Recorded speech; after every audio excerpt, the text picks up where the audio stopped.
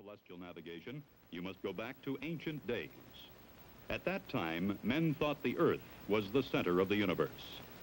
To them, the celestial bodies, the sun, the moon, the planets, and the stars, all appeared to be moving overhead on the inside surface of a giant sphere.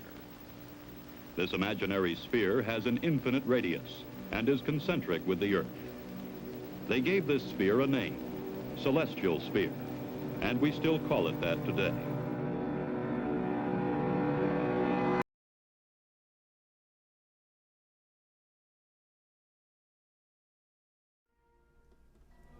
How the sky moves.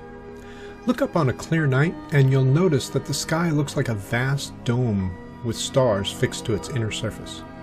If the Earth were transparent, you'd see the stars on the other half of this starry sphere below your feet, and you'd get the impression that you were standing at the center of a velvety black sphere speckled with stars. Astronomers call this the celestial sphere.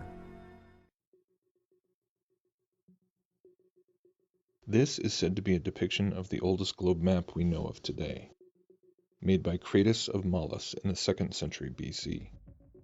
But here's another rather curious thing to consider. For a lot of us, when we hear mention of Atlas from Greek mythology, we picture this muscular Titan figure holding up a globe. But of course, in the actual mythology of Atlas, he's said to be holding up the sky, not the Earth. So how did this picture of Atlas holding up the globe Earth come about?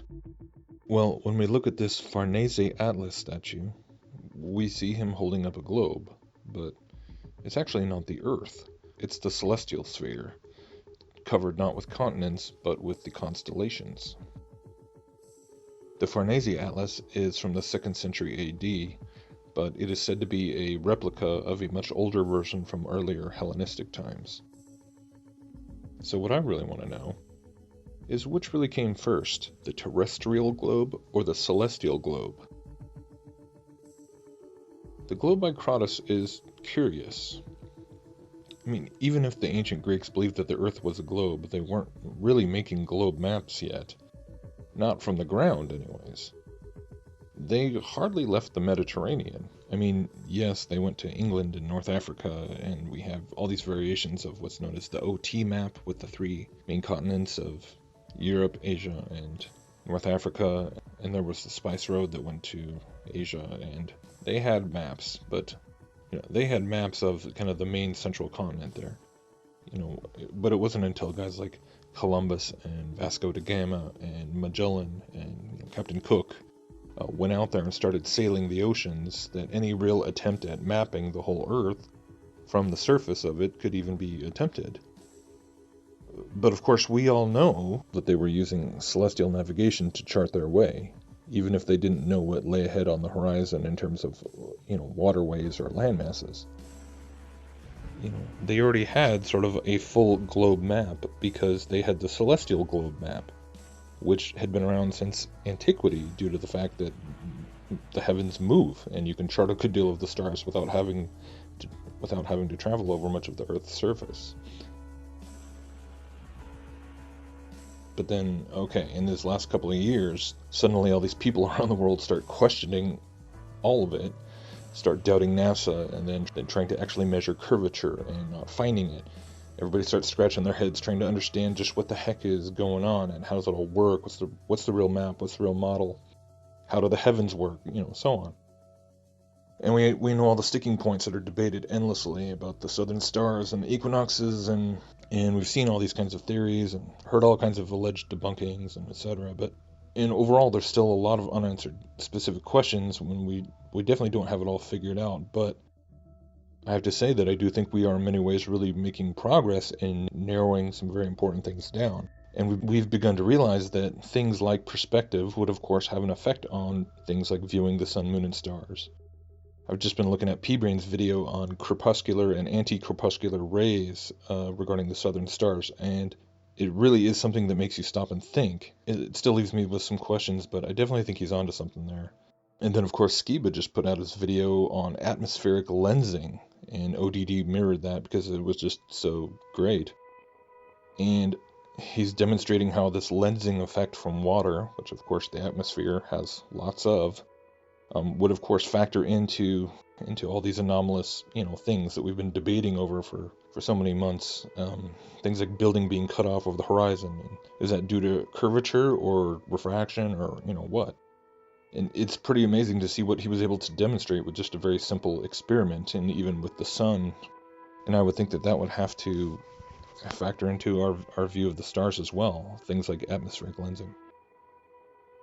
And speaking of the stars, there's all the things we've been realizing as we look closer with P900 lenses and everything, seeing that stars and planets are very different from what we've long assumed, and they seem to be more along the lines of like what Bob from Globebusters describes as sonoluminescent electromagnetic manifestations.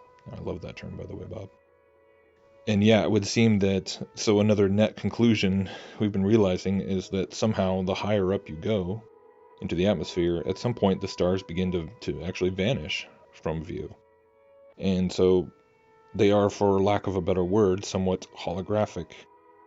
And so it would seem that somehow you can't simply fly up into the enclosure of the firmament and get a close-up look at one. They just disappear.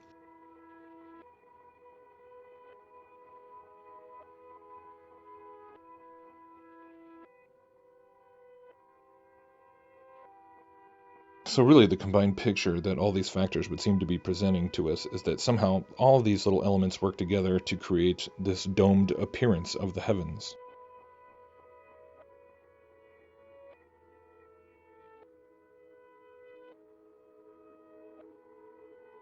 And it's actually kind of funny because when you start watching a lot of these instructional videos on the celestial sphere as used by astronomy and navigation and everything, you hear over and over again them talking about how when you go outside and look up, it appears like the stars are on a dome, and this is what the ancients saw, etc.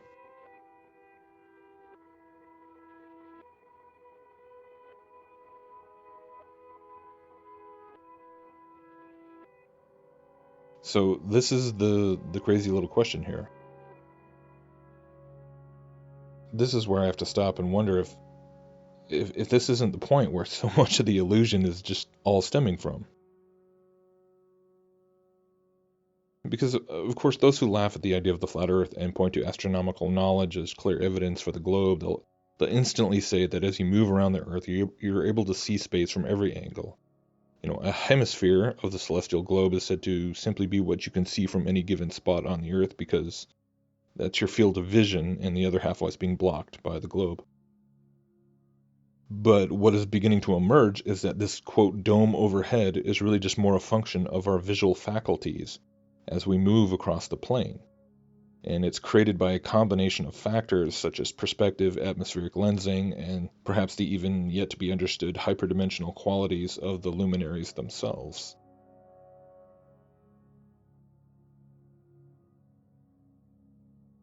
So to me, it seems pretty likely that this is a very key point in the entire debate over cosmology. And so much hinges upon this question of whether to just accept the assumption that the celestial hemisphere that one can see at any given time is a result of a person standing on a globe, looking out at roughly half of a vast infinite space, or if indeed perhaps that celestial hemisphere, quote unquote, is really just something that is more a function of the way we see the sky as we move across the flat Earth.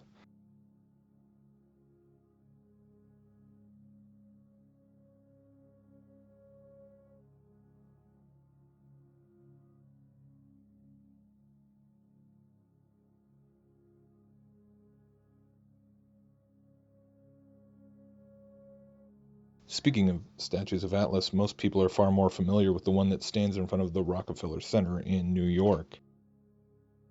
And once again, when you look at it, it's easy to assume that the globe structure that he's holding is a representation of the globe Earth. But if you look closer, you recognize there's symbols on there that are of the planets, and probably the zodiac as well.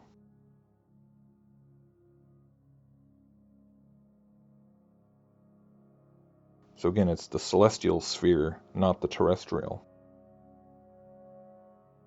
And of course, if you're aware of just how much ancient occult knowledge is connected to folks like the Rockefellers and all the other statues and imagery they've got put up at that property and elsewhere, then this again is something else that really makes you stop and think.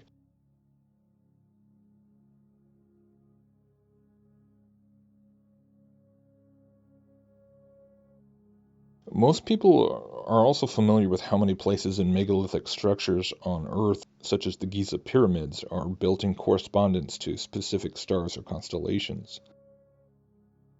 This has everything to do with the celestial sphere idea, and the idea that it's broken up into a grid pattern with its own meridian and equator, and this whole system is how sailors navigated their ways on the seas for hundreds of years.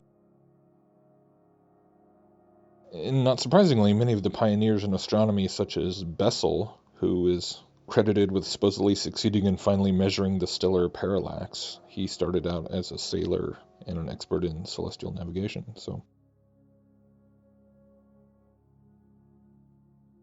So my point is that so there's that correspondence, but they could map the sky much easier than mapping the Earth because, like I said, the sky moves, whereas to map the Earth from the surface, you have to walk all over it with a sight and compass and, use basic surveying techniques. It's a lot of work. But that's not how the first terrestrial globe maps were made. They didn't hike all over every stretch of dirt and measure it from the ground. I mean, especially when the explorers started going out across the oceans, not knowing exactly where the land even was, but they knew where they were in reference to the stars. And when they started mapping the lands that they found, such as like individual islands out in the middle of the ocean, there was no other reference point to be able to find their way back there other than the stars. And that's how they did it, using the celestial sphere as the map. But just because the stars can be used so reliably in navigation, does that itself mean the celestial sphere must indeed be a full globular map of stars that envelops a globe Earth?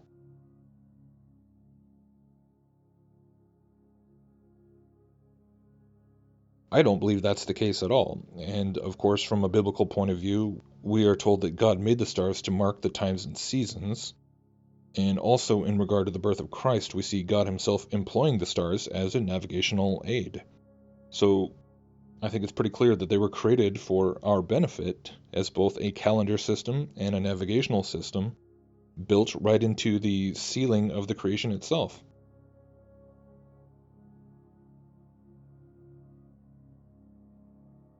And so finally, when we get into questions about maps, we spend a lot of time talking about projections, usually all the various types of flat map projections from the alleged truly spherical Earth. But overall, when you put all this together, what it would seem to indicate is that really the terrestrial globe model is basically itself a projection, a false projection based on the false assumption of a celestial sphere, the celestial globe. And I hate to bring up the same old Gnostic occult connections to things once again, but really what it would mean is that the globe model, the globe grid as a whole, is a giant geometric construct of the old esoteric phrase, as above, so below.